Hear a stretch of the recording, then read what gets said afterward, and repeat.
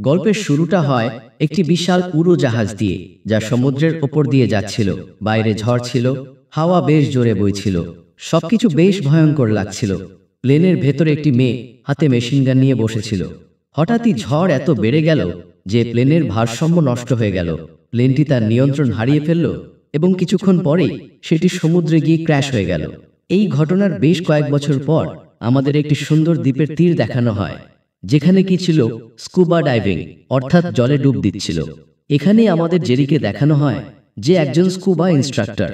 যখন সে জল থেকে বেরিয়ে এলো, তখন তার বস তাকে বকাবকি করতে লাগলো যে তার এত দেরি কেন হলো।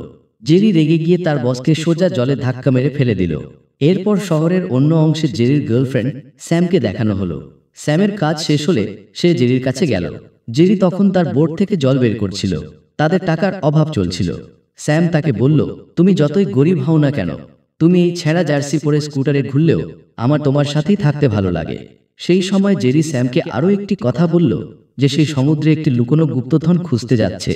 গত ঝড়ের পরে কোনো এক ডুবুরি জলের নিচে একটি সোনার অ্যান্টিক পেয়েছিল, যা বিক্রি করে সে এখন অনেক ধনী হয়ে গেছে। জেরিও সেই আশাতেই ছিল। তখনই জেরি জল বের করতে গিয়ে আঘাত পেল। স্যাম হাসতে হাসতে তার কাছে এসে তাকে সামলালো। সেই সময়ে একটি বড় ইয়াট তাদের পাশ দিয়ে গেল। সেই ইয়াট থেকে একজন লোক চিৎকার করে বলল, জেরি। স্যাম সেই ইয়াটের দিকে তাকিয়ে জিজ্ঞেস করল, লোকটাকে? জেরি বলল যে ও জর্জ। জর্জ চিৎকার করে বলল যে সেও গুপ্তধন খুঁজতে গভীর জলে যাচ্ছে। তারপর জর্জ জেরিকে জিজ্ঞেস করল যে তুমি আমার সাথে কাজ করতে চাও কিনা। জেরি কিছুক্ষণ ভেবে হ্যাঁ বলে দিল, কিন্তু কিছু শর্ত রাখল। সে বলল যে একটি সঠিক চুক্তি তৈরি করা হবে, 50-50 ডিল হবে। যা পাওয়া যাবে তার অর্ধেক তোমার, অর্ধেক আমার। জর্জের এই শর্তগুলো পছন্দ হলো না এবং সে তার ইয়াট নিয়ে সেখান থেকে চলে গেল। এরপর জেরি এবং স্যাম যখন গাড়িতে যাচ্ছিল, তখন জেরি স্যামকে বলল যে সে আর কারোর অধীনে কাজ করবে না। সে একসময় জর্জের জন্য কাজ করত, কিন্তু জর্জ ধনী হতে থাকলো আর জেরি যেখানে ছিল সেখানেই রয়ে গেল। পরের দিন ডেরিক এবং তার গার্লফ্রেন্ড অ্যামান্ডাও সেই দ্বীপে এলো। ডেরিক আর জেরি ছোটবেলার বন্ধু ছিল। তারা একে অপরকে দেখে খুব উত্তেজিত হলো। এরপর তারা সবাই মিলে মজা করতে বেরিয়ে পড়ল। ডেরিক সবাইকে তার সমুদ্রের ধারের বাড়িটা দেখালো এবং বলল যে সে একজন ক্রিমিনাল ক্লায়েন্টকে জেল থেকে ছাড়িয়েছিল এবং তার বিনিময়ে ক্লায়েন্ট তাকে কিছুদিনের জন্য বাড়িটি দিয়েছে। এই বাড়ির সাথে একটি ব্যক্তিগত বোটও পাওয়া গেছিল। এটা শুনেই জেরির চোখে আনন্দ ঝলমল করে উঠল। এই বোটটি তাদের কাজের জন্য একদম পারফেক্ট ছিল। তারপর সেই চারজন, জেরি, স্যাম, ডেরিক এবং অ্যামান্ডা, বোট নিয়ে সমুদ্রে বেরিয়ে পড়ল। সবাই স্কুবা গিয়ার পরল এবং জলে ঝাঁপ দিল। নিচে সবাই মজা করছিল, খেলছিল। তখনই জেরির ঘড়ি তার হাত থেকে খুলে নিচে পড়তে লাগলো। সে স্যামের কাছ থেকে মাস্ক এবং ফ্লিপস চাইল এবং বলল যে সে নিচে গিয়ে তার ঘড়িটি নিয়ে আসবে। নিচে যাবার সময় জেরির হাত একটি কালো ভারী পাথরের সাথে ধাক্কা খেল। সে সেই পাথরটি তুলে ওপরে নিয়ে এলো। বোটে সবাইকে দেখে বলল যে এটি কোনো সাধারণ পাথর নয়। আগের যুগে এমন পাথরকে মার্কার হিসাবে ব্যবহার করা হতো। সে বলল যে সবাই আবার নিচে চলো, হয়তো তারা আরও কিছু পেয়ে যেতে পারে। তারপর সবাই জলে নেমে গেল। নিচে তারা কিছু পুরনো জিনিস পেল। সবাই এক এক করে সেগুলো বোটে নিয়ে এলো। তারপর জেরি একটি পুরনো ছোরা পেল। তার খাপটি সোনার ছিল এবং হাতলে হীরা লাগানো ছিল। জেরি জানতো যে এই ছোরার দাম অনেক বেশি হবে। সবার আগ্রহ আরও বেড়ে গেল। তারপর জেরি জলের নিচে একটি ক্র্যাশড এয়ারপ্লেন দেখল। এটি সেই প্লেন ছিল যা গল্পের শুরুতে ক্র্যাশ হয়েছিল। চারজন সেই প্লেনের কাছে গেল। অ্যামান্ডা যখন ভেতরে উঁকি দিল, তখন সে একটি লাশ দেখতে পেল। তার মুখ জল এবং সময়ের কারণে পুরোপুরি নষ্ট হয়ে গেছিল। সে ভয় পেয়ে সঙ্গে সঙ্গে উপরে চলে এলো। এবার বাকি তিনজন প্লেনের ভেতরে চলে গেল। সেখানে তারা লাল প্যাকেট পেল। ডেরিক একটি প্যাকেট ছিঁড়ল। প্যাকেটটিতে পাউডার ছিল, কিন্তু এটা কোনো সাধারণ পাউডার ছিল না, কোকেন ছিল। পুরো প্লেনটি কোকেন দিয়ে ভরা ছিল। ডেরিক একটি প্যাকেট তুলে বোটে ফিরে এলো। কিছুক্ষণ পর স্যাম সেই প্যাকেটটি দেখল এবং সেটি সমুদ্রে ফেলতে লাগলো।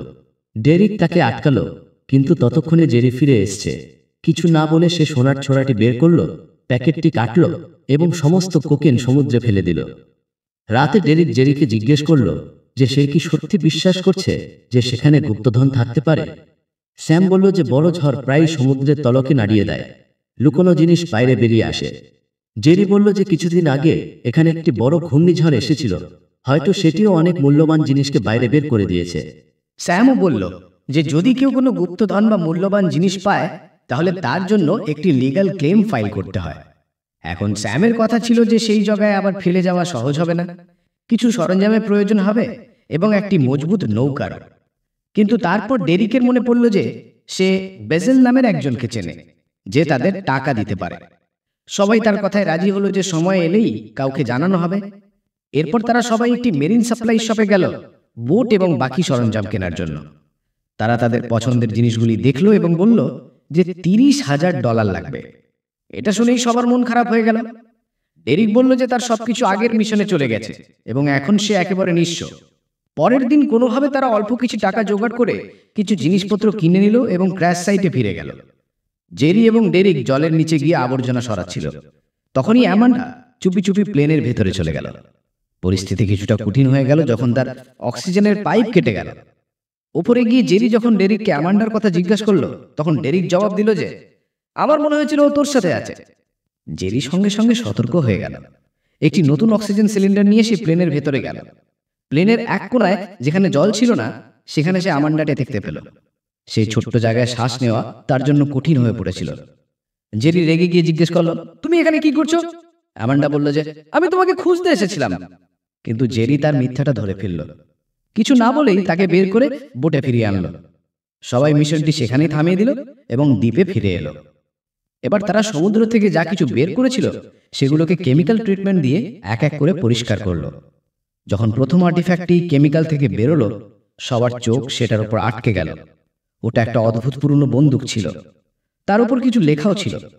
অ্যামান্ডা কাছে গিয়ে দেখলো এবং বলল যে এই শব্দটি রোমান ভাষার মনে হচ্ছে।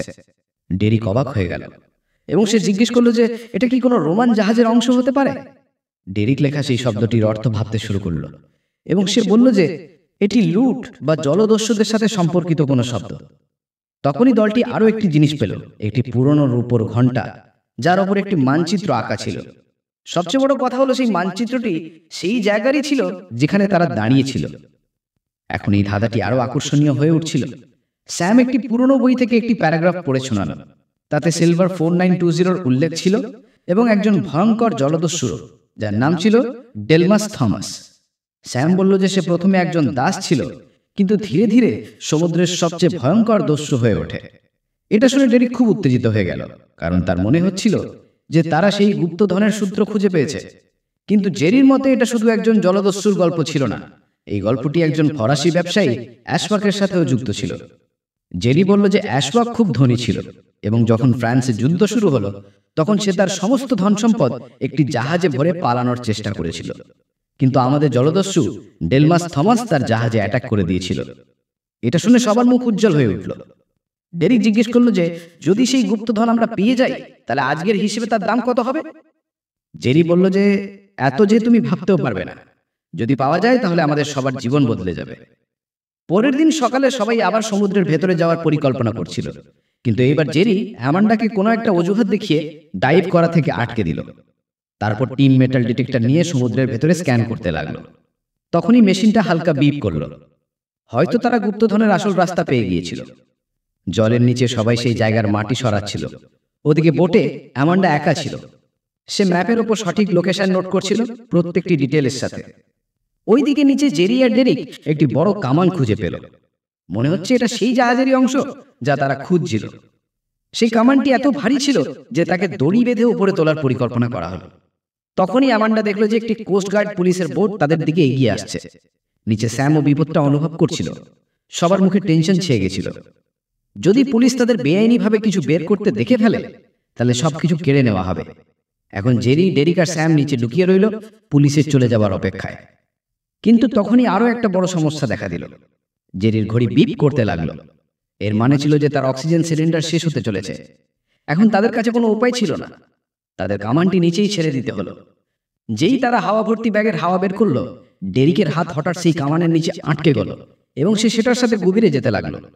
সেই কামানটি সজোরে সমুদ্রের তলায় পড়ল আর ডেরিকের হাত তার নিচে চাপা পড়ল। ওপরে বোটে কোস্টগার্ড তাদের বোটের তল্লাশি নিতে এলো। অ্যামান্ডা চুপচাপ বসেছিল যাতে কোনো সন্দেহ না হয়। নিচে জলে থাকা লোকেদের অক্সিজেন কম হয়ে আসছিল আর কামানটি এত ভারী ছিল যে তাকে তোলা মুশকিল ছিল। তারপর স্যাম আর জেরি মিলে পুরো শক্তি লাগালো আর খুব কষ্টে ডেরিকের হাত কামানের নিচ থেকে বের করলো। এদিকে অক্সিজেনও শেষ। তারা দ্রুত উপরে এলো আর কোনোভাবে বেঁচে গেল। সবাই ক্লান্ত হয়ে পড়েছিল, কিন্তু অন্তত বেঁচে তো ছিল। যখন পুলিশ বোটে কিছু পেল না, তখন তারা ফিরে গেল। সেই রাতে 4 জন একটি নাইট ক্লাবে গেল। অ্যামান্ডা পুরো এনার্জিতে নাচছিল। তখনই জেরির এক পুরনো বন্ধু এলো আর তাকে বলতে লাগলো, কিছু লোক তোমার ব্যাপারে জিজ্ঞেস করছিল আর তারা এই দ্বীপের বলে তো মনে হচ্ছে না। এরই মধ্যে ডেরিকের এক স্থানীয় গুন্ডার সাথে মারামারি হয়ে গেল। জেরি তাকে টেনে বাইরে বের করলো আর বলল যে এখন কোনো ঝামেলা চাই না, আমরা গুপ্তধন খুঁজতে এসেছি। পরের দিন সকালে টিম আবার ডাইভিং গিয়ার পড়লো আর সমুদ্রে নেমে গেল। কিন্তু এইবার তারা দেখলো যে একটি অজানা বোট তাদের বোটের সাথে লেগে দাঁড়িয়ে আছে। জেরি আর ডেরিক একে অপরের দিকে তাকালো। এখন এটা পরিষ্কার ছিল যে কেউ তাদের পিছু করছে। যখন তারা জল থেকে ফিরে এলো, তখনই তারা দেখলো যে দুজন অদ্ভুত লোক তাদের বোটে ঢুকে পড়েছে। জেরি আর ডেরিক সঙ্গে সঙ্গে তাদের পিছু করলো। সেই লোকেদের মধ্যে এক লড়াই শুরু হয়ে গেল। ডেরিক আর জেরি কোনোভাবে সেই দুজনকে সামলে নিল। শেষে সেই 2 হামলাকারী সেখান থেকে পালিয়ে গেল, কিন্তু পালানোর সময় তাদের মধ্যে একজনের টুপি পড়ে গেল। জেরি সেটা তুললো আর যেই তার উপর লেখা নামটি পড়তেই তার মুখ পাল্টে গেল। সে টুপিটি নিয়ে জর্জের কাছে গেল এবং বলল যে এই নামটা তো তোর পুরনো কোম্পানির, তাই না?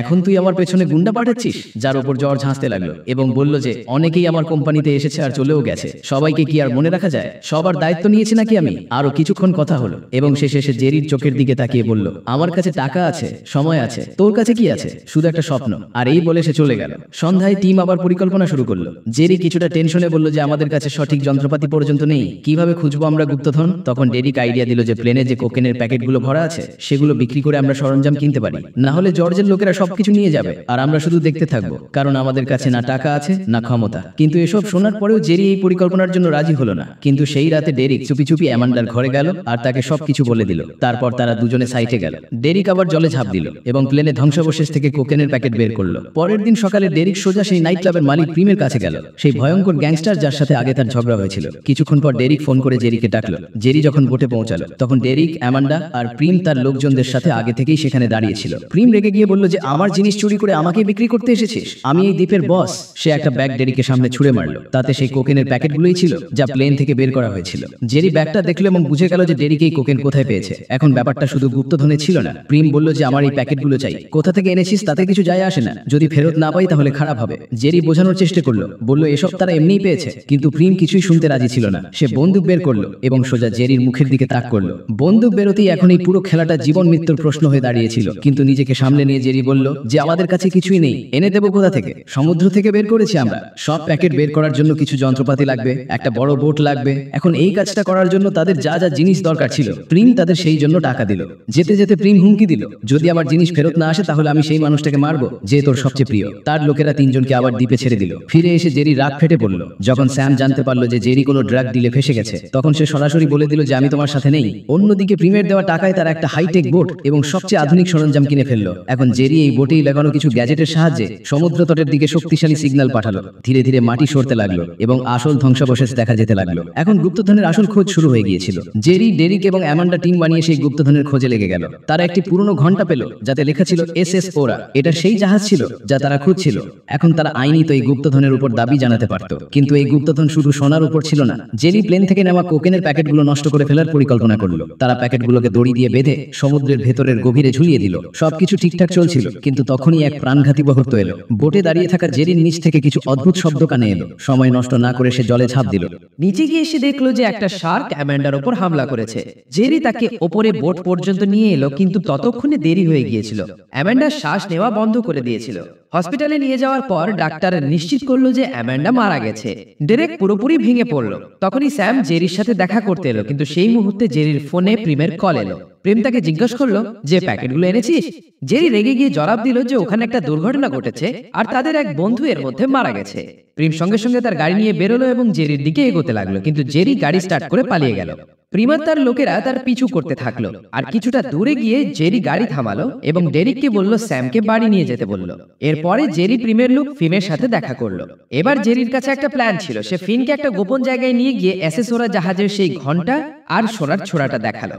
ফিন জানতো যে এই সবকিছু কোকেনের থেকে 10 গুণ বেশি দামি। জেরি তাকে এই সবকিছু দেওয়ার জন্য তৈরি ছিল, কিন্তু এই শর্তে যে এখন থেকে ফিন তার লোক হয়ে থাকবে। ফিন রাজি হয়ে গেল, যার পরে জেরি আর ফিন প্রিমের বোটে পৌঁছালো। কিন্তু সবকিছু উল্টো হয়ে গেল। বোটের নিচে কিছু লোক মরা অবস্থায় পড়েছিল। তখনই জর্জ বাথরুম থেকে বেরোলো। তার হাত রক্তের লাল ছিল। সে বলল যে প্রিম আমাকে ধোকা দেওয়ার চেষ্টা করছিল, তাই তাকে আর তার লোকেদের মারতে হলো। জর্জ যখন জেরিকে মারার চেষ্টা করলো, তখন জেরি খুব চালাকির সাথে সমুদ্রে ঝাঁপ দিল।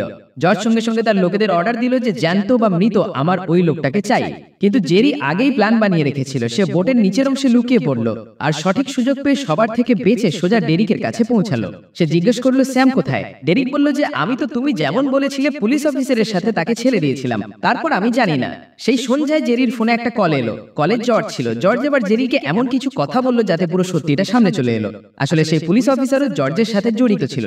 সে স্যামকে সোজা নিয়ে গিয়ে জর্জের হাতে তুলে দিয়েছিল। জর্জ জেরিকে ধমকালো যে সেই প্লেনটা যেখানে ড্রাগস আছে তার লোকেশন চাই, নালে স্যাম মরবে। জেরির কাছে বেশি সময় ছিল না। সে জর্জকে সরাসরি বলে দিল যদি কোকেন চাস তাহলে আমার বলা লোকেশনে দেখা কর।